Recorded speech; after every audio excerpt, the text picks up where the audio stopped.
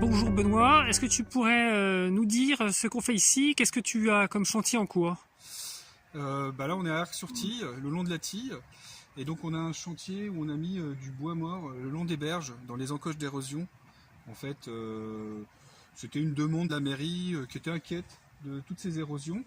Donc on leur a proposé à titre expérimental, dans le cadre de l'entretien de la ripisylve, de coucher les arbres en bordure pour protéger et puis créer des habitats, diversifier les écoulements. Là au niveau de l'entreprise, donc c'est une entreprise qui avait déjà travaillé là-dessus ou pas du tout? Alors ils avaient déjà ancré quelques troncs et souches sur certains chantiers, sur d'autres territoires un peu plus à l'aval. Mais d'après ce que j'ai compris, sur cette situation-là, avec autant d'arbres et autant de houppiers, c'était la première fois. Là au niveau du choix des lieux, donc tu as choisi les encoches d'érosion. Qu'est-ce que tu as sélectionné comme type d'arbre, comme type de fixation? Est-ce que vous avez des difficultés dans le cadre du chantier? Alors les arbres, on a surtout pris les arbres morts qui menaçaient de tomber dans la rivière. Et puis les arbres bien sous-cavés en fait aussi, où il y avait un risque de dessouchage. Donc voilà, c'est surtout cela. Et installer les arbres en tant que tels, c'était pas très compliqué, parce qu'ils ont coupé dans le sens et on a laissé tomber et on a juste rabattu les arbres directement avec les houppiers en berge. Le plus compliqué, c'était de trouver un système de fixation.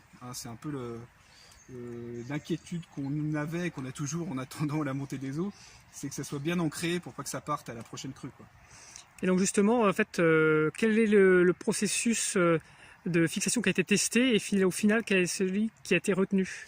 Alors on a essayé déjà de fixer avec des pieux d'acacia, donc qu'on a récupéré sur le site, ils ont taillé ça sur place. D'ailleurs on en voit un là, c'est ça? Ouais, voilà, il y en a un. Et vous voyez, justement, ils ont essayé de l'enfoncer avec la pelle, et ils ont enfoncé 20 cm, et on n'y arrivait pas, donc c'était un peu le casse-tête. Pourquoi en fait il y a une difficulté particulière au sous-sol? Bah oui, voilà, on est quasiment sur la roche-mère, donc en fait on n'arrive pas à les enfoncer, quoi. C'est très très dur. Donc voilà, pour que ça tienne, du coup on a pris des barres de fer en fait, des grosses barres de fer qu'ils ont soudées en T pour pouvoir accrocher du double fil de fer. Je ne sais pas si vous le voyez là. Et en fait ils ont tout fixé à la masse, en fait, manuellement. Au niveau du chantier, c'est un chantier qui était pour toi qui était rapide, qui était difficile. Alors assez rapide. Moi je pensais que ça allait prendre beaucoup plus de temps. L'entreprise a mis 2 jours et demi pour travailler sur. On a fait 5 encoches pour l'instant. Il reste encore 2 à faire, mais il y avait un petit peu trop d'eau, ça faisait une fosse, donc c'était compliqué. Donc ça a été relativement rapide, parce qu'en fait, couper les arbres et les faire tomber, ça va vite. Ce qui a pris le plus de temps, c'était de les fixer. Au niveau finalement, donc a posteriori, donc maintenant tu vas faire un suivi du chantier. Qu'est-ce que tu penses au niveau des difficultés là, qui vous restent dans la fin du chantier? Est-ce qu'il y a des choses qui posent encore question? Question, c'est comment ça va réagir en fait avec le temps. Je vous dis là, voilà, on est mi-novembre, il n'y a quand même pas beaucoup d'eau dans la Tille pour la saison. Donc c'est de voir comment ça va réagir déjà à la première crue. Et ensuite continuer la phase de test.